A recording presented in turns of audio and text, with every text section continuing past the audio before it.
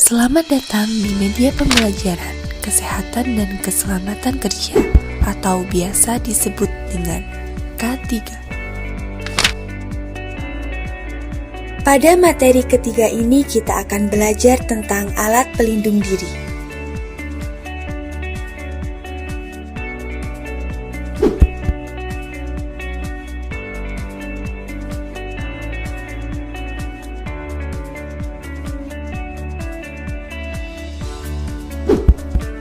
Alat pelindung diri atau disingkat dengan APD adalah kelengkapan yang wajib digunakan saat bekerja sesuai bahaya dan risiko kerja untuk menjaga keselamatan pekerja itu sendiri dan orang di sekelilingnya.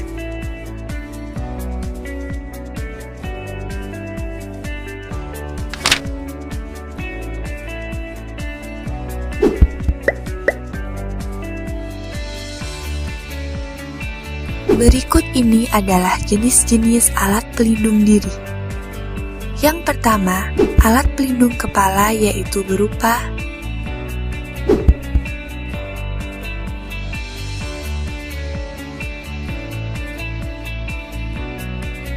1. Helm pelindung kepala yang berfungsi untuk melindungi kepala dari benda yang berpotensi mengenai kepala secara langsung maupun tidak langsung. 2. Tutup kepala yang berfungsi melindungi kepala dari kebakaran, korosif, dan uap-uap. 3. Topi berfungsi untuk melindungi kepala dari kotoran debu atau panasnya matahari.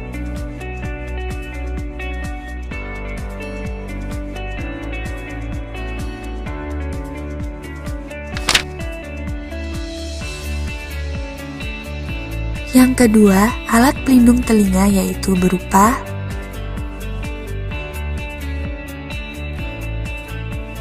penutup telinga atau penyumbat telinga. Guna melindungi telinga dari sumber suara yang cukup tinggi, diperlukan penutup telinga. Hal ini dimaksudkan karena telinga tidak mampu menahan suara dalam intensitas yang tinggi dan memekakan telinga.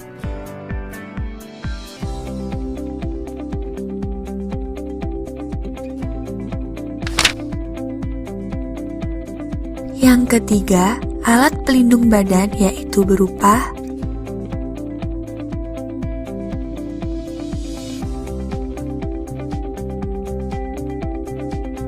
rompi keselamatan kerja yang berfungsi untuk mencegah terjadinya kecelakaan dan berguna untuk melindungi seluruh atau sebagian tubuh dari percikan api, panas, dingin, cairan kimia, oli, dan lain-lain.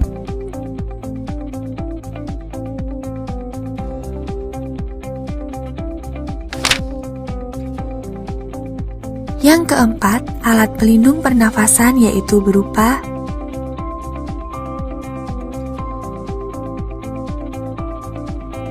masker atau respirator yang berfungsi sebagai alat pelindung pernafasan dan penyaring udara yang dihirup saat bekerja di tempat yang memiliki kualitas udara buruk, misal berdebu, beracun, dan sebagainya.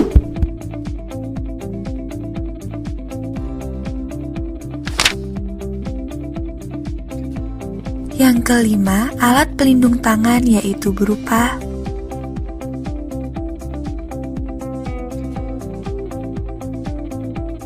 sarung tangan berfungsi sebagai alat pelindung tangan pada saat bekerja di tempat atau situasi yang dapat mengakibatkan cedera tangan.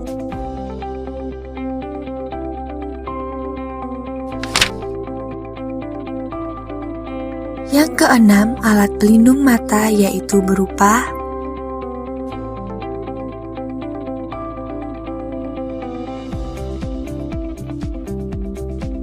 kacamata pengaman pada pekerjaan pengelasan maupun pekerjaan permesinan perlu menggunakan pelindung mata.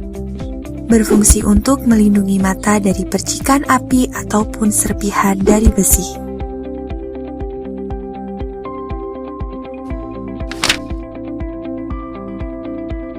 Yang ketujuh, alat pelindung kaki yaitu berupa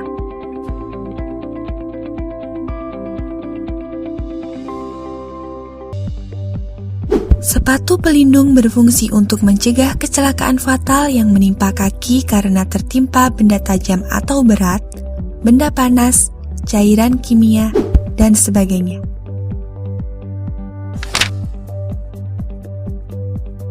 Oleh karena itu, alat pelindung diri juga harus memenuhi standar teknis yang ditentukan oleh pemerintah. Secara garis besar, penggunaan APD ini tidak dapat melindungi tubuh secara sempurna. Akan tetapi, penggunaan APD ini lebih ditujukan untuk mengurangi atau mungkin menghilangkan terjadinya kecelakaan kerja dan dapat meminimalkan keluhan atau penyakit yang berpotensi terjadi.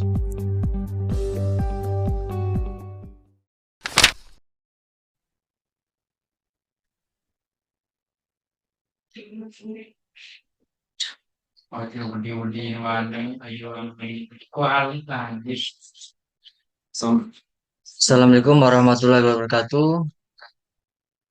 Salam sejahtera untuk kita Waalaikumsalam, semua. Pak. Waalaikumsalam warahmatullahi wabarakatuh. Nasta'inu wastaghfiruhu wa na'udzubillahi min syururi anfusina wa min sayyiati wa amalina man yahdihillahu fala mudilla lahu wa min yudlilhu fala hadiyallahu. Allahumma wasallim ala sayyidina Muhammadin wa ala alihi wa sahbihi ajmain. Perkenalkan, nama saya Faisal Asrul Hajiz dari kelompok 9. Eh, di sini anggota kelompok saya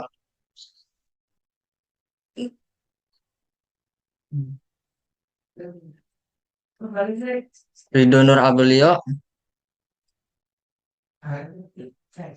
Sebelumnya kelompok di sini saya akan menjelaskan mengidentifikasi bahaya ketiga di lingkungan Politeknik Kediri Lampung.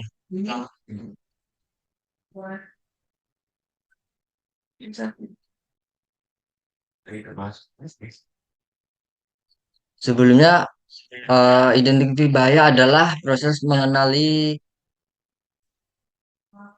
dan menilai potensi bahaya atau resiko yang ada di dalam lingkungan kerja atau situasi tertentu.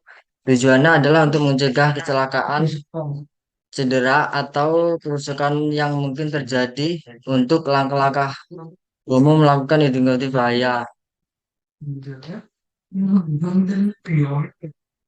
Langkah-langkah umum yang melakukan bahaya adalah pengamatan langsung, evaluasi pekerjaan atau proses kerja, pemeriksaan dokumentasi dan laporan kejadian, pengusahaan peraturan dan standar pengguna alat bantu identifikasi, evaluasi lingkungan fisik. Faktor bahaya ketika kebakaran, faktor penyebab kebakaran adalah di mana bahaya ketika faktor utamanya adalah kelalaian. Ini disebabkan kurangnya rasa disiplin dan kurang hati-hati. Contoh untuk laut, tanah, dan air. Seorang penjaga yang sedang memasang kabel ke saluran listrik dan di saat si penjaga ruangan hendak keluar lupa mencabut kembali kabel yang telah dipasang tadi hingga terjadi tegangan listrik yang kuat hingga menyebabkan kebakaran. Solusinya adalah sebelum kita hendak meninggalkan ruangan lab, ada baiknya periksa terlebih dahulu keadaan sekitar seperti contohnya kabel listrik yang terpasang hendaknya kita cabut sehingga mencegah terjadinya kebakaran. Faktor bahaya ketiga, faktor bahaya kimia. Faktor bahaya kimia adalah unsur-unsur atau zat-zat yang dapat menyebabkan bahaya atau potensi bahaya terhadap manusia, hewan, tumbuhan, atau lingkungan. Faktor-faktor ini dapat mengakibatkan keraunan, iritasi, luka bakar, atau bahkan kematian jika tidak ditangani dengan benar. Beberapa faktor bahaya kimia yang umum meliputi yang pertama yaitu bahan beracun. Bahan beracun memiliki zat-zat seperti merkuri, arsenik, atau bahan kimia beracun lainnya dapat menyebabkan keracunan jika terpapar dalam jumlah yang cukup besar. Yang kedua yaitu bahan korosif. Bahan korosif memiliki zat-zat yang bersifat korosif seperti asam atau basa kuat dapat menyebabkan luka bakar pada kontak langsung dengan kulit, mata, atau jaringan tubuh lainnya. Yang ketiga itu bahan yang mudah terbakar atau mudah meledak. Bahan-bahan seperti bahan bakar, bahan peledak, atau bahan kimia yang mudah terbakar dapat menyebabkan kebakaran atau ledakan jika terpapar dengan sumber panas atau percikan api.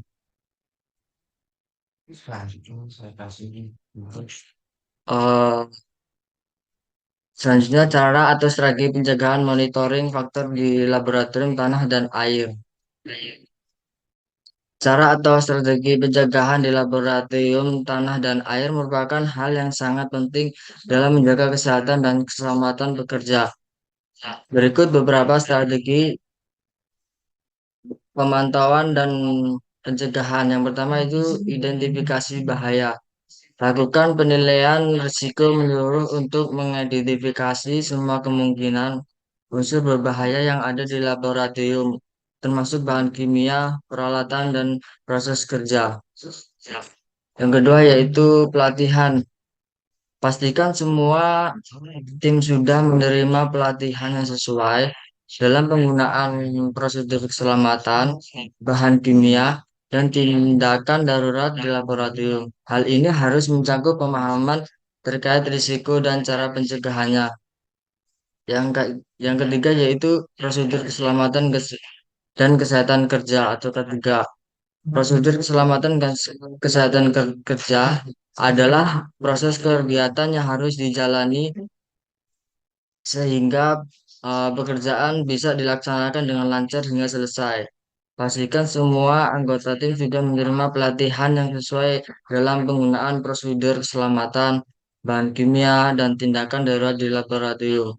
Hal ini harus mencakup pemahaman terkait risiko dan cara pencegahannya. Tujuannya adalah untuk mencegah kecelakaan, cedera, dan penyakit terkait. Adapun prosedur keselamatan dan kesehatan kerja mempunyai komponen-komponen dari keselamatan dan kesehatan kerja. Yang pertama yaitu penilaian resiko. Yang kedua, pengendalian bahaya. Yang ketiga, pelatihan dan pendidikan. Yang keempat itu menggunakan alat pelindung diri atau APD. Alat pelindung diri atau APD digunakan untuk menjaga keamanan dan keselamatan pekerja kejatuhan benda berat, terpapar bahan kimia, atau menghindari hal-hal yang tidak diinginkan adalah beberapa potensi potensi bahaya di lingkungan kerja yang dapat dicegah dengan penggunaan alat pelindung diri. Yang kelima yaitu menyusun rencana darurat. Menyiapkan rencana darurat untuk menghadapi situasi darurat seperti kebakaran atau tumpahan bahan kimia dan memastikan bahwa semua orang di laboratorium mengetahui harus melakukan eh adapun proses perencanaan langkah-langkah konkret yang harus diambil dalam suatu situasi darurat atau keadaan yang mengancam keselamatan, yaitu identifikasi potensi ancaman atau bahaya. Identifikasi juga memiliki potensi bahaya atau situasi darurat yang dapat terjadi di lingkungan. Yang kedua yaitu identifikasi dan daftar kontak darurat. Nah, untuk daftar kontak itu seperti nomor darurat seperti pemadam kebakaran, polisi, ambulans, dan lain-lain. Yang ketiga yaitu tentukan pemimpin dan tugas masing-masing. Keempat, rencanakan jalur evakuasi. Dan kelima, simpan rencana darurat di tempat yang mudah diakses. Yang keenam yaitu inspeksi dan pengujian berkala. Melakukan inspeksi dan pengujian laboratorium secara berkala untuk memastikan kepatuhan terhadap prosedur keselamatan dan perbaikan yang diperlukan. Yang ketujuh yaitu budayakan keselamatan, meningkatkan kesadaran dan keselamatan di laboratorium dengan menciptakan budaya keselamatan di antara seluruh anggota tim, mendorong komunikasi terbuka dan pelaporan masalah keselamatan. Untuk penggunaan teknologi IoT untuk mengendalikan faktor-faktor di laboratorium tanah dan air eh, akan dijelaskan oleh Rido.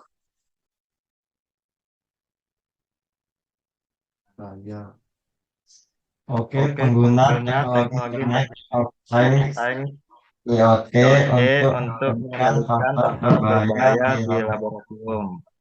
Analisis kimia dapat meningkatkan efisiensi dan keselamatan lingkungan kerja. Berikut beberapa cara menerapkan IoT. Satu, pemantauan suhu dan kelembapan. Sensor IoT dapat digunakan untuk memantau suhu dan kelembapan di laboratorium. Kondisi lingkungan yang tidak sesuai dapat mempengaruhi keamanan dan efektivitas eksperimen. Sehingga dapat pemantauan dapat berkontribusi terhadap pengendalian. Dua, pemantauan bahan kimia. IoT dapat digunakan untuk memantau bahan kimia di laboratorium sensor yang terhubung.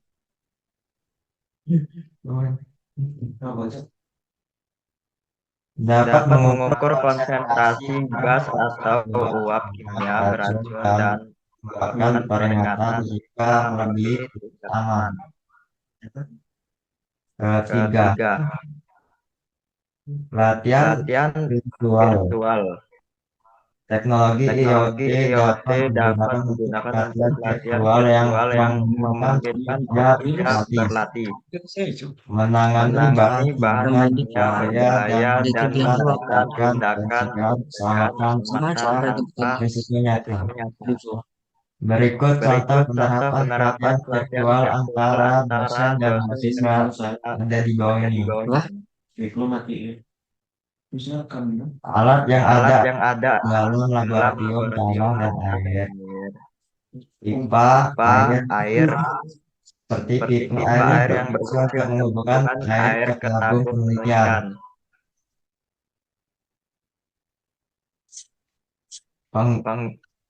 Penggunaan komputasional tinggi dalam penyelesaian masalah di laboratorium tanah dan air. Pengendalian kecelakaan kerja di laboratorium dapat dilakukan dengan cara berpikir komputasi atau komputasional thinking. Komputasional thinking adalah cara menciptakan solusi yang bisa dipahami dan dieksekusi oleh manusia. Komputer ataupun keduanya. Komputasional thinking memiliki 4 langkah yaitu: 1. Bahasa Inggrisnya ini. 1. Decomposition objective. Divide the hazard control system into separate components for more effective management and monitoring. Implementation applying the composition principle define the main control plane. Harmful factor into smaller parts. We may include breaking up hardware, software, and infrastructure into separate modules. Kedua, better recognition.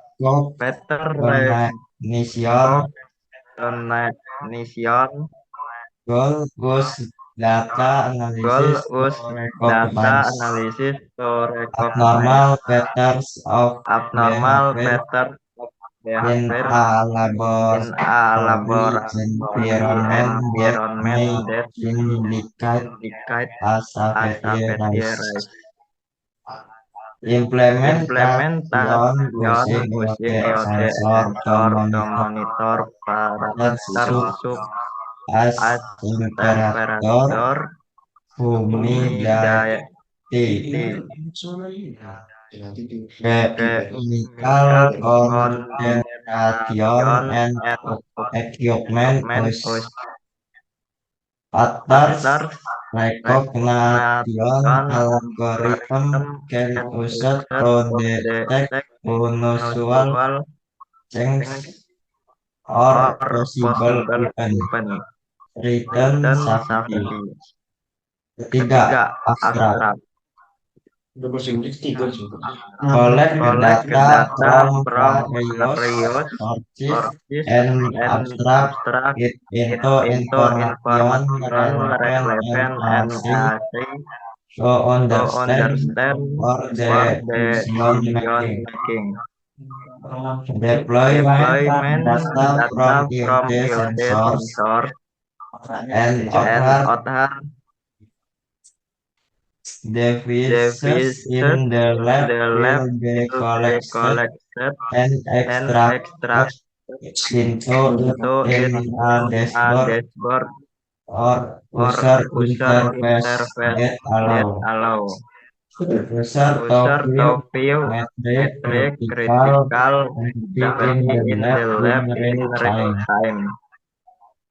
This can include mapping charts or report that display information that is easy to understand. 4. Algorithm.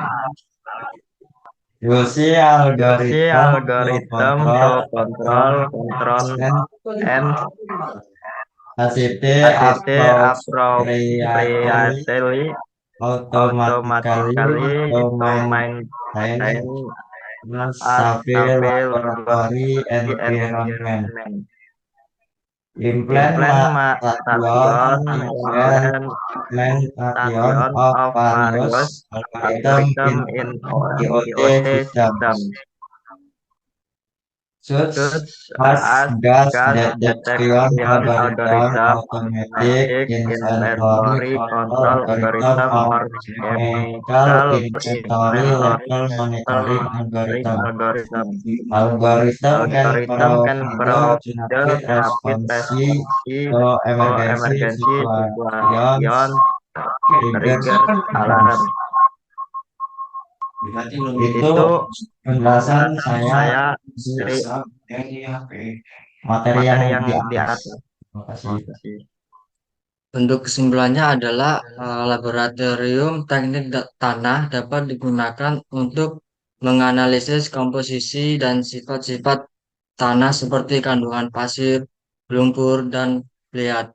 Hasil analisis ini berguna dalam perencanaan dan juga sering digunakan untuk menguji air tanah yang mungkin digunakan dalam proyek-proyek konstruksi. Hal ini penting karena kualitas air tanah dapat mempengaruhi performa konstruksi dan lingkungan sekitarnya. Kesimpulannya juga dapat mencakup aspek keselamatan dan perlindungan lingkungan dalam proyek-proyek teknik tanah dan air. Ini mencakup tindakan yang perlu diambil untuk mengelola dampak lingkungan yang mungkin dihasilkan dari pekerjaan teknik. Cukup ini untuk penjelasan dari mengidentifikasi laboratorium dan tanah dan air. Dan di sini kelompok saya akan membuka sesi pertanyaan. Udah langsung aja. Jangan aja. Ini nggak cukup nanti. Ya udah kepotong.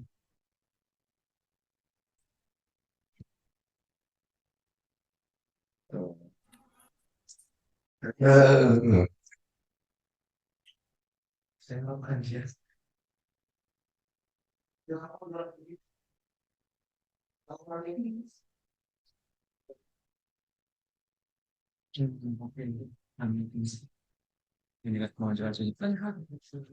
Oke, kami akan mengajukan sesi pertanyaan. Silakan yang menanya. Siap. Bang, saya mau bertanya. Ya, Apa yang dimaksud dengan uji konsolidasi dalam laboratorium teknik tanah dan air? gimana? Mohon diulang pertanyaannya. Apa yang dimaksud dengan uji konsolidasi dalam laboratorium teknik tanah dan air? Apa yang dimaksud? Oke, saya akan menjawab pertanyaan Anas. Anas. Uji konsolidasi konsolidasi adalah pengujian untuk menentukan sejauh mana tanah dapat mengalami pemampatan atau perubahan volume akibat beban bekerja padanya. Hal ini penting untuk memprediksi deformasi jangka panjang pada struktur di atas tanah dan untuk merencanakan fondasi yang stabil. Oke, Terima saya kasih. jawab. Itu contohnya apa aja ya? Baik, terima kasih. Baik, untuk yang pertanyaan yang kedua, dipersilakan untuk saudara-saudara. Saya Pak. Ya, untuk saudara Sep.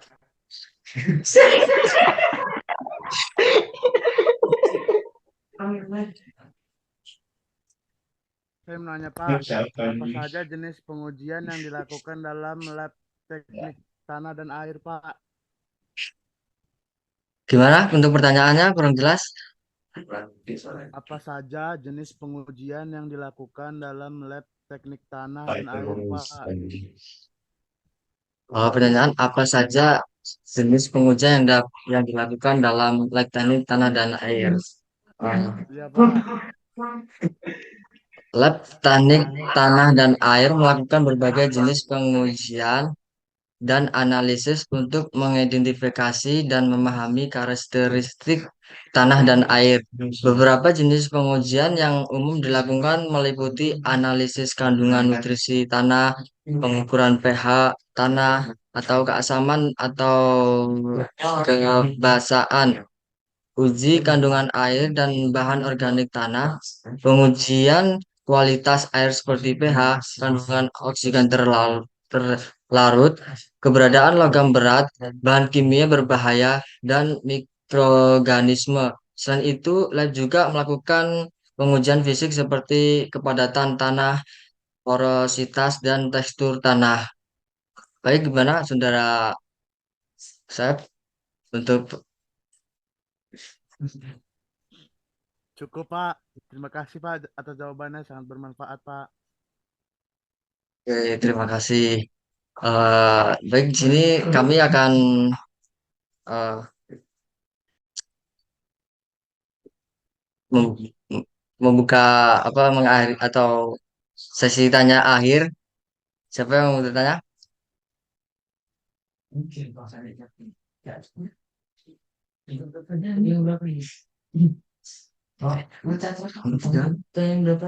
Nomor tiga dengan nomor Satu tinggalan. tiga. Tiga udah. Saya ingin bertanya, Pak, Iya, silakan. apa yang dilakukan oleh laboratorium teknik tanah dan air dalam studi lingkungan secara umum? Eh, Lab teknik tanah dan air memiliki peran penting dalam studi lingkungan karena mereka melakukan berbagai jenis pengujian dan analisis terhadap tanah dan air. Mereka mengumpulkan sampel tanah dan air dari berbagai lokasi untuk mengidentifikasi dan menganalisis komposisi kimia, kandungan nutrisi, keberadaan kontaminan, serta parameter fisik dan biologis lainnya. Dengan melakukan pengujian ini, lab teknik tanah dan air membantu dalam memahami kualitas lingkungan, mendeteksi polusi, mengidentifikasi sumber pencemaran, serta merencanakan langkah-langkah pemulihan dan perlindungan lingkungan yang tepat. Gimana? Apa jelas untuk jawabannya? Jelas, Pak. Oke, terima kasih untuk teman-teman Zoom audiens, teman-teman audiensnya. Saya akhiri. Wassalamualaikum warahmatullahi wabarakatuh. Waalaikumsalam. Waalaikumsalam warahmatullahi wabarakatuh. Kesimpulan apa sebelum kesimpulan tuh tanya dulu.